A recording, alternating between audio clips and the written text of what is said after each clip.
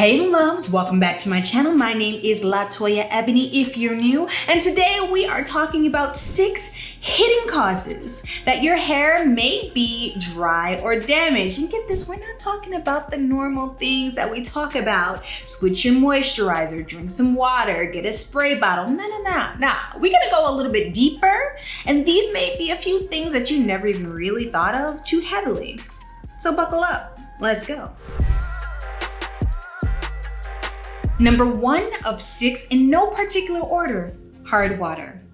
Hard water is water that comes out of our faucets, that's in our kind of general ecosystem, that has a lot of kind of harmful minerals in it.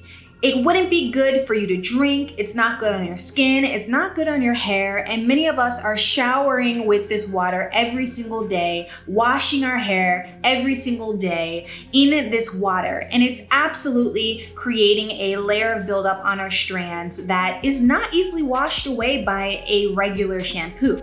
So what do?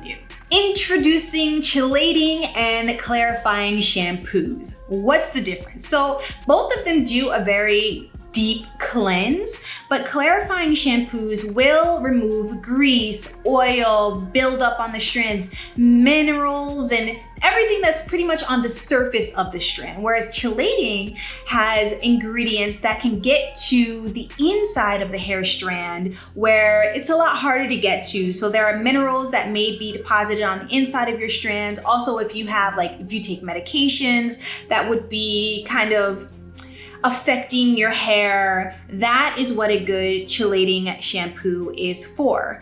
Now, it is recommended that you don't use them both at the same time, like don't mix them.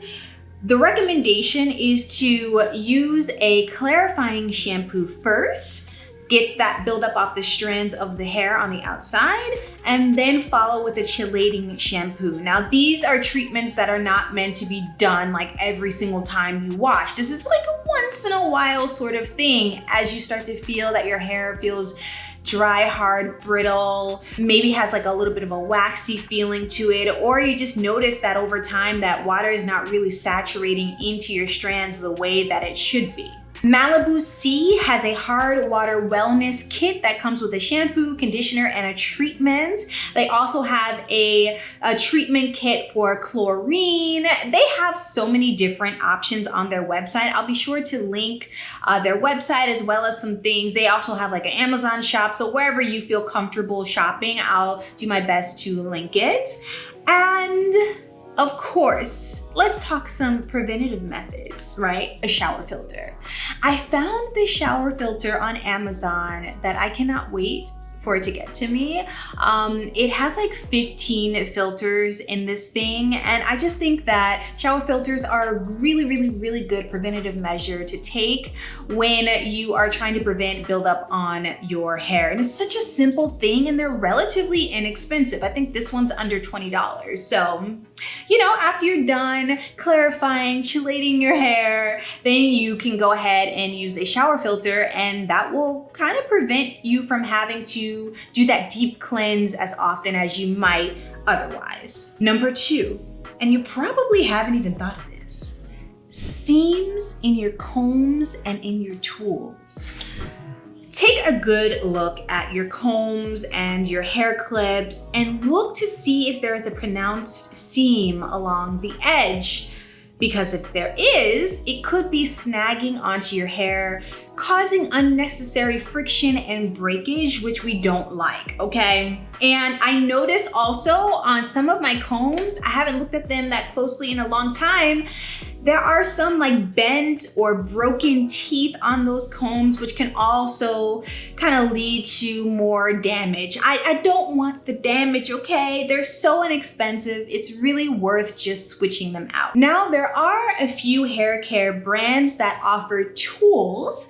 For example, Kamala G. I think it's Kamala-G, like cosmetology. Anyway, they have a full range of combs and brushes for detangling the hair that are like, you guys have been hounding me to pick this up, okay? And I wanted to offer them as a solution for you if you need more combs. And I'm actually heavily looking into them myself. So keep on the lookout, okay? And the second would be Pattern Beauty. I have never used Pattern Beauty's products in general, but I hear really good things about their hair tools. So I'm going to link those two as an option, and I'm gonna be doing some comparing and contrasting. I feel like I may be leaning more towards the Comology. What? Y'all, I'm a mess. Let's move on to number three. Number three.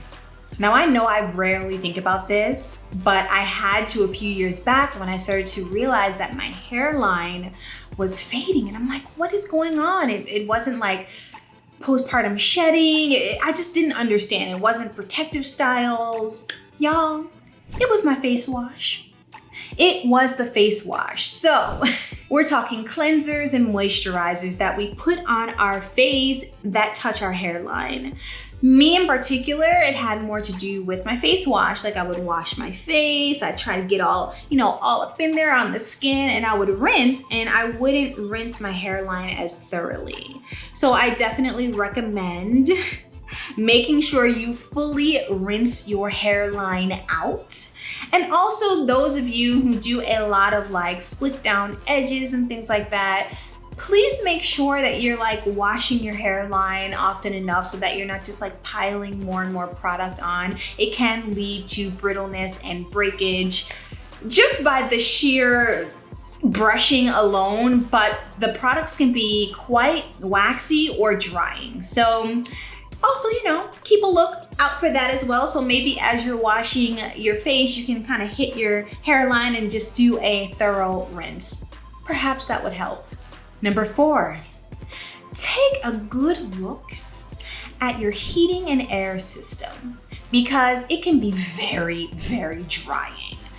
I didn't realize how dry the air could be where I am until I started to notice that my plants, like the top layer of the soil, was drying out a lot quicker than the rest. And I was like, okay, yes, kind of normal, but it was drying out very fast. And then my son was getting like nosebleeds and stuff, and I'm like, okay, we have a dry air situation, okay? So my sort of fix for that is to get a humidifier. I have mentioned this time and time again, but if you are in a dry air situation, whether that be at home or at work at your desk or something, if you can invest in like a little desktop humidifier, your passages are gonna be moisturized, and it will also help your hair and skin. Bad scissors is number 2. Number 2 is bad scissors. Okay, so I was taking a look at my scissors that I use all the time, and I'm like, when is the last time that I actually replaced these? Now, I don't use them that often, maybe like 2-3 times a year, but if you've had your scissors for 3, 5, 10 years, you probably want to replace them, because what's gonna happen is as you're trimming off those dead ends, if you have a pair of scissors that have some even micro slight jaggedness to them, right? Because they're not sharp, right? Dull scissors can damage your hair. As you cut and you think you're cutting off the bad hair, you're creating more micro tears in your hair that's gonna create more split ends. So take a look at your scissors, look at that purchase history date. And if it's been like more than 3 years, I would definitely recommend changing them out if you're someone like me who rarely uses them. Now, of course, if you're a cosmetologist, you know this. You're gonna change your scissors more often than like the layman person. But I just wanted to throw that out there, just something to think about. And number 1, and of course this was in no particular order, but it's protein treatments. Now, I remember when I was first going natural, it was like you needed something that was super moisturizing, deep conditions, but you gotta make sure you have your protein treatments. And I remember when I was first starting off, I was like spraying my hair with like keratin mist and all of this, and I didn't need it. I didn't need it at all. My hair was perfectly fine. And what can happen is that your hair can get kind of hard and brittle over time if it does not need these protein treatments. Now, there are certain people who like color their hair, or they do something that, it kind of like, there's a lot of wear and tear on the hair, of course, right? But I think a lot of people are doing protein treatments every week and whatnot, and they really don't have to. So I just recommend that you take an assessment every once in a while, you know? Do you need 16 products every single time you wash your hair, every time you style your hair? You might not. Maybe start like taking a couple of these things away, like the protein treatment, and see how your hair does for like, you know, 3-4 weeks. And if it seems like you still need the protein treatment, you can go back to it. But of course, a professional can take an assessment of your hair and let you know what you need. But you know, trial and error is always there to help us. So I hope that you enjoyed this video.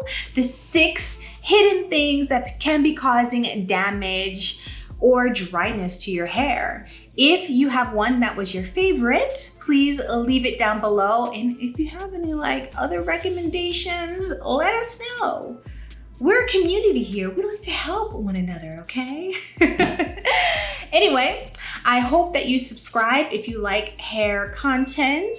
I post at least once a week, usually on a Monday. Sometimes I'll slip in some extra videos, but this channel is about hair, whether it's hair care, hair products, hair tools, accessories. So if you're into that, subscribe, and I'll see you next Monday. Bye.